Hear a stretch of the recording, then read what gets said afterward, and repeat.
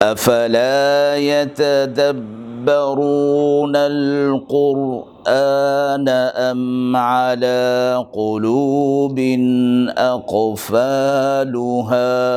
تو کیا یہ لوگ قرآن میں غور نہیں کرتے یا دلوں پر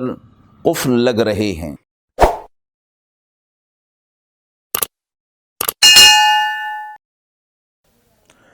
بسم اللہ الرحمن الرحیم۔ السلام علیکم ورحمۃ اللہ۔ ناظرین کرام، درس قرآن کے اس سلسلے میں آج ہم سورہ آل عمران کی آیت نمبر 141 سے ابتدا کر رہے ہیں۔ اعوذ باللہ من الشیطان الرجیم،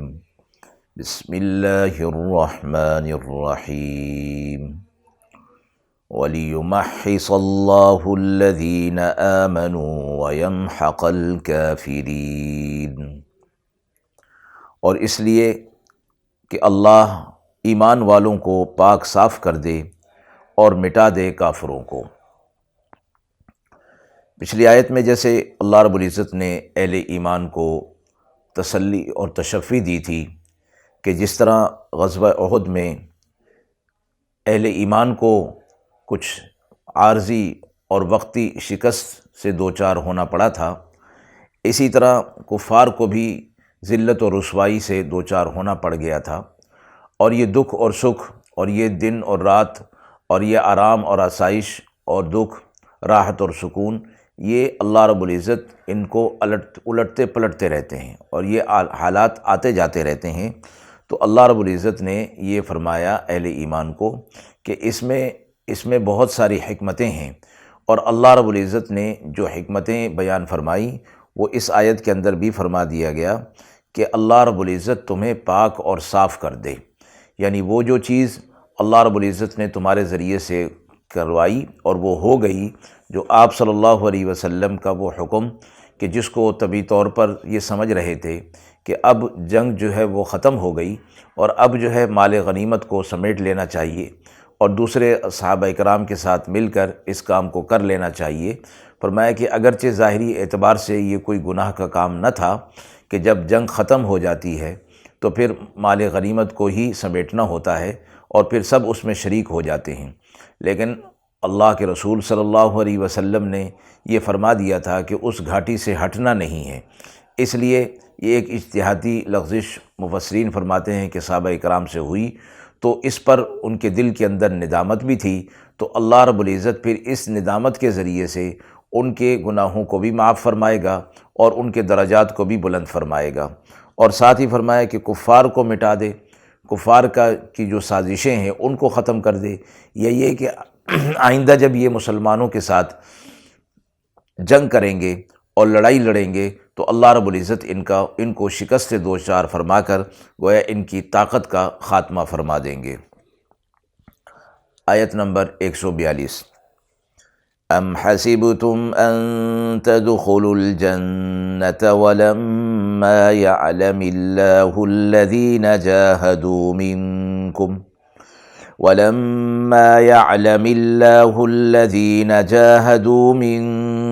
وَيَعْلَمَ الصَّابِرِينَ، کیا تمہیں یہ خیال ہے کہ تم جنت میں داخل ہو جاؤ گے اور ابھی تک اللہ نے معلوم نہیں کیا جو اللہ کی راہ میں جہاد کرنے والے ہیں، اور نہ معلوم کیا کہ جو ثابت قدم رہنے والے ہیں۔ اہل ایمان سے فرمایا جا رہا ہے کہ تم نے یہ گمان کر لیا کہ تم جنت میں داخل ہو جاؤ گے، جبکہ اللہ رب العزت تمہیں اس سے پہلے آزمائش میں ڈالے گا اور کفار کے ساتھ میدان جنگ میں تمہاری آزمائش اور امتحان کیا جائے گا، اور وہاں تمہیں آزمایا جائے گا کہ وہاں تم صبر اور استقامت کے ساتھ ڈٹ کر اللہ کے کلمے کی سر بلندی کے لیے جہاد کرتے ہو، تو پھر اس کے بعد جو ہے تمہیں جنت عطا کی جائے گی۔ قرآن مجید کی ایک اور آیت میں بھی فرمایا گیا احسب الناس ان یقولوا آمنا وهم لا یفتنون، کیا لوگوں نے یہ گمان کر لیا ہے کہ وہ کہیں گے کہ ہم ایمان لے آئے اور ان کی آزمائش نہیں کی جائے گی۔ وَلَقَدْ فَتَنَّا الَّذِينَ مِن قَبْلِهِمْ فَلَيَعْلَمَنَّ اللَّهُ الَّذِينَ صَدَقُوا وَلَيَعْلَمَنَّ الْكَاذِبِينَ، اور اللہ نے تم سے پہلے بھی لوگوں کو آزمایا اور امتحان ان پر ڈالا، تاکہ اللہ تم معلوم کرے کہ کون تم میں اپنے دعوی ایمان میں کون سچا ہے اور کون جھوٹا ہے۔ تو یہاں بھی اس آیت میں یہ فرمایا جا رہا ہے اہل ایمان سے کہ تم یہ خیال نہ کرو کہ بغیر آزمائش اور امتحان کے تم جنت کے اندر داخل ہو جاؤ گے۔ اللہ تمہاری آزمائش فرمائے گا اور دیکھے گا کہ کون جو ہے اس آزمائش میں پورا اترتا ہے۔ آیت نمبر 143۔ وَلَقَدْ كُنْتُمْ تَمَنَّوْنَ الْمَوْتَ مِنْ قَبْلِ أَنْ تَلْقَوْهُ فَقَدْ رَأَيْتُمُوهُ وَأَنْتُمْ تَنْظُرُونَ۔ اور تم تو آرزو کرتے تھے مرنے کی اس ملاقات سے پہلے، سو اب دیکھ لیا تم نے اس کو آنکھوں کے سامنے۔ یہ ذکر ہو رہا ہے ان اصحاب کی طرف کہ جو غزوہ بدر میں شامل نہیں ہو سکے تھے کسی وجہ سے، تو ان کے دل کے اندر یہ بات تھی کہ کاش کہ ہم بھی اس میں شامل ہوتے۔ پھر اس وقت انہوں نے آرزو کی کہ اب اگر کوئی اس طرح کا معرکہ آیا تو ہم اپنے پوری دل و جان کے ساتھ اس کے اندر شریک ہوں گے۔ پھر جب یہ معاملہ پیش آ گیا غزوہ احد کا، تو اس میں انہوں نے دیکھ لیا، اور جب آپ صلی اللہ علیہ وسلم سے متعلق یہ بات پھیل گئی کہ نعوذ باللہ آپ صلی اللہ علیہ وسلم کو شہید کر دیا گیا ہے، تو اس وقت گویا یہ لوگ موت کے ڈر سے میدان جنگ سے بھاگ رہے تھے۔ تو یہاں اس آیت میں فرمایا گیا کہ تم پہلے تو یہ آرزو کرتے تھے کہ ہم جو ہے وہ شہادت ہم حاصل کریں گے اور میدان جنگ میں سے منہ نہیں موڑیں گے۔ اب جب کہ تم نے موت کو میدان جنگ میں دیکھ لیا تو پھر تم اس شہادت سے اور اس موت سے کیوں بھاگنے لگے، جب کہ تم اس موت کو اپنی آنکھوں کے سامنے دیکھ رہے تھے۔ آیت نمبر 144۔ وَمَا مُحَمَّدٌ إِلَّا رَسُولٌ قَدْ خَلَتْ مِن قَبْلِهِ الرُّسُلُ أَفَإِن مَّاتَ أَوْ قُتِلَ انقَلَبْتُمْ عَلَىٰ أَعْقَابِكُمْ وَمَن يَنقَلِبْ عَلَىٰ عَقِبَيْهِ فَلَن يَضُرَّ اللَّهَ شَيْئًا وَسَيَجْزِي اللَّهُ الشَّاكِرِينَ۔ اور محمد صلی اللہ علیہ وسلم تو ایک رسول ہیں، اور ان سے پہلے اور بھی رسول ہو چکے، پھر کیا اگر وہ فوت ہو جائیں یا قتل کر دیے جائیں تو کیا تم الٹے پاؤں پھر جاؤ گے؟ اور جو کوئی پھر جائے گا الٹے پاؤں تو ہرگز کچھ نہ بگاڑے گا اللہ کا،